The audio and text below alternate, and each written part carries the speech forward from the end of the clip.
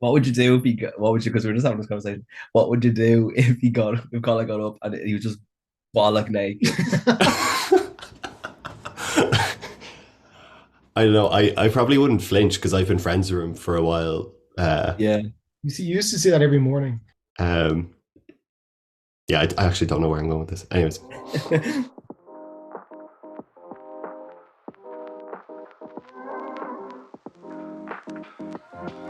welcome back to Lame Heart, the brand new location of my bedroom. Because for a while it was being recorded in my attic, but now we're doing an episode that I suppose I've always known was going to happen. It was just a case of when would the song come, when would the timing happen, and now it's finally happening. So I've got Colin and Maddie of Post Party. Welcome. Thank you, thank you. Hey, Rory. Thanks for having us on. Finally. Sorry, but the way he's waved there, it was like when Ant and Dec cut to some sort of living room on Windy Ads. That's good. That's the shtick. That's our whole shtick. Wonderful. Thanks for joining me. And it's quite funny because I've done a few different locations of recording, and Colin, I actually recorded one episode about 2 years ago in your bedroom. So it's nice to be recording one here for once. It was about Aracht. That's what it was. Yeah, yeah. Great film. I don't know why I couldn't use my own one at the time because we lived next door to each other. I can't remember why at the time. I think they were having like there was like pranks or something on in your house, and it was too loud, or it was something like that. I think. I feel like it was during the day as well. I asked you, can you just like not leave the kitchen for 10 minutes and I'll do this recording? Yeah, no, I think it was something like that. I actually can't remember for the life of me, but yeah, something like that. But anyways, thanks for that. And so we've got two of you here. We've got Keelan, I suppose, in our thoughts. He's not dead, just not here on the record with No, us. God. And and you're here to talk about your new music. You've been releasing since 2019. There's been festival stages across the island. There's been TV syncs. I heard it myself on Made in Chelsea. I heard it on TV and radio on Ryanair Springtime campaign at the top of this year with Love You Every Day. And you've been releasing a lot of different songs. And then we worked our way up to the EP We're Not Getting Any Younger earlier in the summer, which landed at number 3, the independent charts, top 40 all albums. And it brought a lot of gigs as well. So I suppose, what's it like being so soon back working at music? Because a lot of people would then take a year and a year and a half before doing something new again. Yeah, they would. Like, I wish we could. yeah, but just I don't know. I think we're not getting younger was done for so long, and especially as like an independent band, because like our big thing was we want like we want a record, we want like a physical vinyl record, and lead-in times and stuff for that is like bizarre. Mm.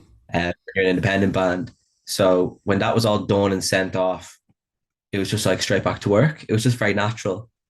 I think it kind of stems from maybe the fact that that album, that EP, even for us, is like such a time and place that it's coming from like who we are as people, and naturally as people, especially when you're kind of in your early 20s.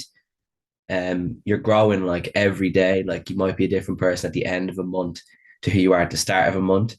So the things we wrote about on that record, we naturally kind of grew not out of, but grew to challenge and grew to like just see in a different way and want to come at those same feelings from a different way, just very naturally. And it happens so fast when you're so young. That it all fell into place that we kind of started working on the second one, and new music immediately after that one was finished, you know. Yeah, I guess yeah. And I suppose having a physical release so early on. I have my own one. I don't sadly have it on this side of the country, but it is proudly at home on the shelf with the rest of my records. Do you all have your copies like up on the wall or pride of place, like with the communion photo? I think I have two over there. Yeah, three altogether, but one proudly up on the wall. Yeah, it's yeah, it was just so weird when we finally. I think we went in to do a photo shoot for the EP, and I think that was the first time we actually seen the physical copies because they got shipped to Keelan in Monaghan, and then he brought them down, and we remember it was like such a like it felt like such a like a legal some kind of a legal deal because he Yeah. like opened up his boot and it was just like four cardboard boxes, and we just opened finally saw them, and we were just like we were just in the middle of Dublin, like just at a car. It was so cool. Yeah, no, it felt very illegal. Yeah, it was definitely cool being able to like walk into Golden Disc myself and pick it up. I knew it was available online for months, but in my head I was like, if I can actually go into a shop and buy this, that would be very, very cool. Along with all the people who went to the in-store and the signing and everything, and now they have their own copies all over the country. That was a lovely sappy thing to say. I'm sorry. But it is naturally very sappy. Like I kind of we took to in the whole promotional run for that EP. Like there was a point when I stopped calling it an EP because of what it represented to us. I started calling it like four scrapbooks put together into one scrapbook. And that's all great and well and good when like it's on Spotify and exists in like a realm of like zeros and ones. But then you actually like hold it and it's like a physical like manifestation of the time that it was written and everything that it's about as well.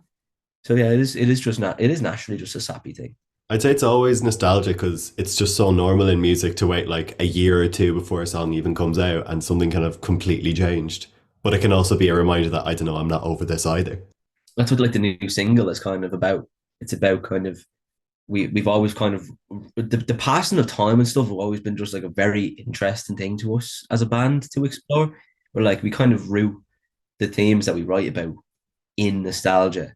And if you live in this world of nostalgia and you're playing these songs so often, you so like it's so easy to become like a nostalgia junkie and keep wanting things that have happened. And we kind of this new single and the singles that will be coming out are us openly like exploring that and challenging that idea that we've had with our music for a while. For sure. And thank you for doing my segue for me. We are here to talk about the brand new single, Lap Around the Sun. What a celestial, astrological, don't know any more big boy words for the cover art, but you're spacemen, essentially. Yeah, yeah, we are. It was like it's gassy to use such big words because Colin came up with the initial like bones of that song. And Colin's an amazing songwriter. He's one of my favorite songwriters. His songs never mean they never Mhm. mean anything. And I have to go in there and try extrapolate something and pick something out. I hate to have to agree with you, Maddie, but I was texting Colin earlier asking for lyrics. And he just doesn't know them. He wrote them, he doesn't fucking know them. I got about 7 voice notes correcting what I heard in the record. He said them to me in like different words that I had to go back into them and be like, no, that one's not right. It's this line, and then go back and out. But no, it's yeah, like I usually like my process of writing songs um is very much just like coming up with some kind of music and then just absolutely scatting over them. And then they're just lyrics in my mind. I don't care about changing them. I don't do second drafts of lyrics. That's just them. It worked. It actually worked very well with talking about. Colin wrote talking about, and it's like this cyclical thing of like It's meta. the chorus is like, what are you talking about? And I asked Colin, what are you talking about in the song? And he doesn't even know.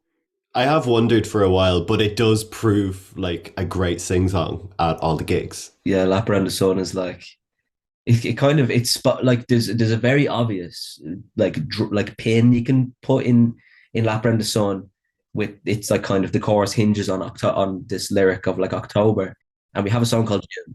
And now I do really regret because I was like very against calling it October, You were.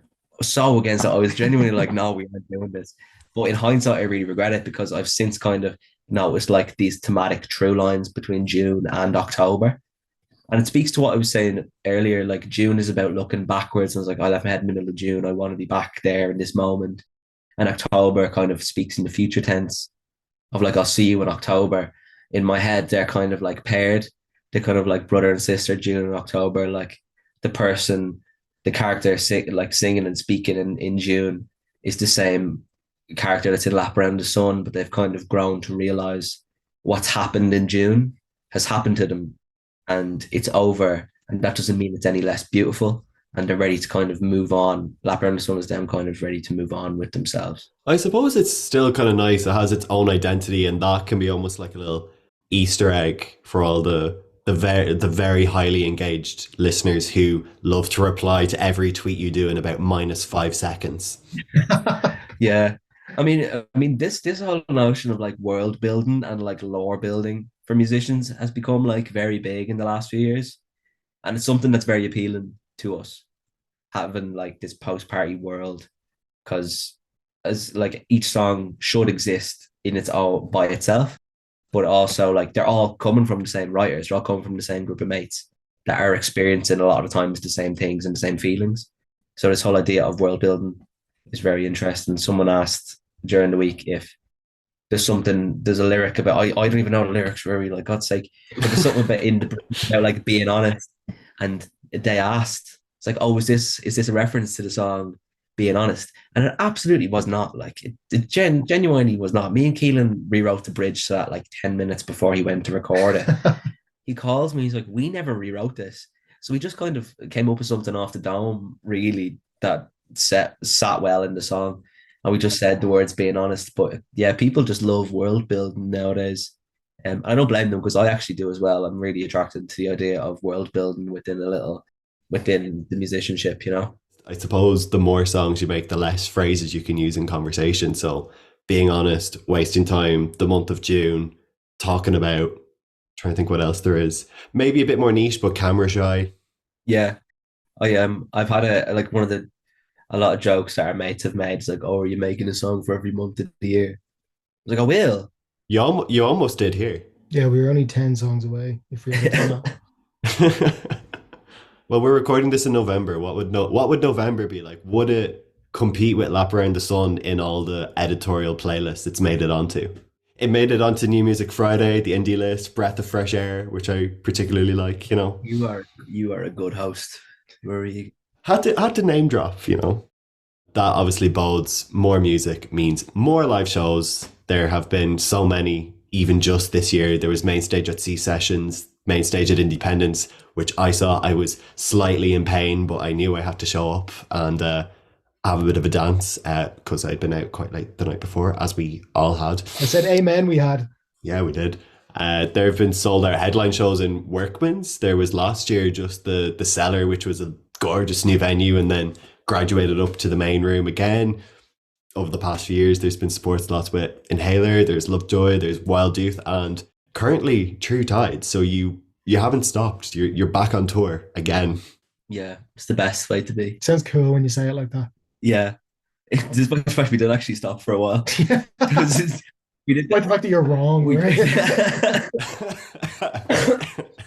we did that Workman Cellar show, and then in 2022, and then we went away and did the EP Since since 2022. yeah, man. Yeah, it was May 2022 was the show. Yeah. Mad. I think it was May 25th, 2022. Not to be exact. No, I think it was a Friday and the May 25th was a Wednesday, so I'm going to say it was the 20th. It was the 20th. How do you know that off the top of your head? Are you Because I remember 25th was a Wednesday when not only did we find out we had passed college, but I also went to the Olympia to interview Tuva Stirka for this podcast. So, you know, it was a big day. It was a Friday, was it? It was a Friday, May 20th, and then the one this year was May 12th. okay, everyone, let's just attack the coolest guy in the Zoom. Yeah, it's grand. In the Zoom. Him with his San Pellegrino. Are you too good for just regular sparkling water? Man, San Pellegrino's whopper. This was on Twitter. I was having this thing on Twitter on the way. I don't know if you saw it, and this is why I bring it up. I did just before I got on this, You know, yeah. I can't reach my tote bag from the bed. There's 3 bottles of San Pellegrino in my bag that are all just half finished. Like, but anyway. I can't reach my tote bag from the bed, he says. Oh my god. Does it also have the unreleased post-party scarf? I was actually, when we were talking about scarves and I was trying to find the words to describe the frilly bits, I wanted to reach and get my scarf from my bag and show it on the Zoom, but The fringe. is the fringe? Is that what it's called? Or is it no, not tassels. I think fringe. Both work. Feel free to attack me in the comments if that's the wrong thing. I'm not really a fashionista, but I think fringe. Frilly bits. What was I saying? We played that show. Your scarf, your tote bag, your San You're talking Pellegrino, about San you're Pellegrino. touring. And I just want to say sparkling water is literally the worst thing ever invented. It's not, man. You actually Absolute cretins drinking. actually need to grow up. Oh, this is so delicious, man. Sorry, before I continue my talk about the live shows, I just need to refresh myself. Jesus Christ. Anyway, we played that show on May 20th, as we've all figured out. And then we kind of went away then and finished the EP until like January 23. And since then, we've kind of been steadily doing shows and making the live show better. Like in the space of that year, the live show came on so much. But then we obviously had an EP to get out and promote. And it came out in the middle of festival season. So that was like the best way to do it. And we got very lucky and got very good slots at some very good festivals. And then in the midst of all that, True Tides asked us to do this tour, and it was kind of a bit of a no-brainer because we really respect those guys. And you'll be doing Lap Around the Sun, of course. Yeah, we will be. Of course. I will be fighting my way through that song, playing that song live. It's so hard to play live. Any song that Colin's written, the lead guitar part's always like something that someone who doesn't know how to play guitar would write. Yeah. Like there's very little talk given, like just such little talk given to it. I don't follow rules of guitar. That's why I'm so unique in that way that You're such an I artiste. just go off on my own trajectory, and all these other guitarists are going this way and I'm going this way. It's not even parallel. It's like just the opposite ways. It's actually like just a line. Except I'm going this way and they're going this way.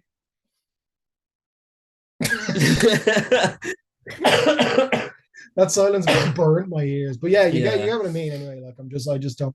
Colin's written a very easy bass line and a very hard guitar part, and I have to do the guitar part and sing. Intentionally.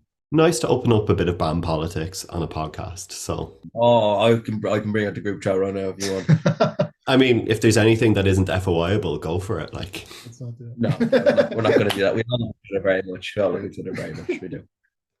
So this is the first single from what promises to be a new project. What is on the way, and why this is the first song?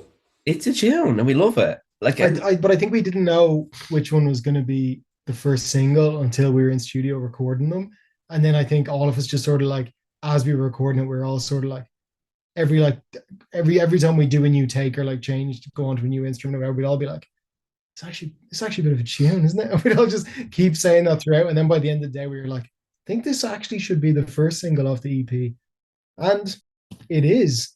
Yeah, it is. At Post Party, we kind of run is the newest song we're working on our favorite song policy. And Lap Around the Sun was, I think when we first demoed that song, like really like the first demos, it was like at the end of the last lockdown when we were deciding what we wanted to do for like the next project that we're going to work on. Rory, Lap Round the Sun really just did stick out to us out of all of Colin's songs that he's brought to us. You know, as we've already addressed the fact that you're like mindlessly songwrite, and it means you get these like moments of like brilliance, like talking about, and everyone's a liar, and in this case, Lap Around the Sun. It's the first taste. Like what can we sort of see from the body of work when there's more down the line, without too many spoilers? More tunes. Yeah, more songs. As like a band that releases songs, there's going to be more songs. A lot of music. So there would definitely be some music. Mutant. There's a slow post party song. Yes. Which actually is really exciting for us. Okay. That slow song is called Suffice, and I'll actually happily say that because I don't think it exists anywhere. It's not like someone can just go and leak it. Touch wood, like. Touch that tote bag. I can't reach it. I can't reach it. And Suffice is a slow one. And I wrote that when I was like 18. And we have brought it, like, we've pulled it forward to what we want this next EP to represent. If we're not getting any younger, it was like a meditation on the past. The current one is an exploration of our past, like an exploration of how we looked at nostalgia on We're Not Getting Younger, but how we can use it to inform our present and our future instead of just dwelling on it and not getting over things. Like the new EP is about like knowing when to push yourself forward and knowing you can move forward in your life and stuff. Yeah, perfect. Lap Around the Sun, summarize, banger. EP on the way coming, I suppose, summarize it as more bangers, and True Tides Tour, hear bangers, and then there'll be more dates coming, more music to come. Colin and Maddie, Post Party, thanks for being here. Any final remarks? How has the cuddle been throughout this interview? It's been amazing. This is actually like not the first time we've shared a bed. No, won't be the last time ever. Oh, it's shameful that I know all that. Yeah. Just want to say again, thanks for having us on. You said it at the top of the show, like this has been a long time going. Oh, thank you very much for coming on. Thank you, Rory. Thanks, Rory.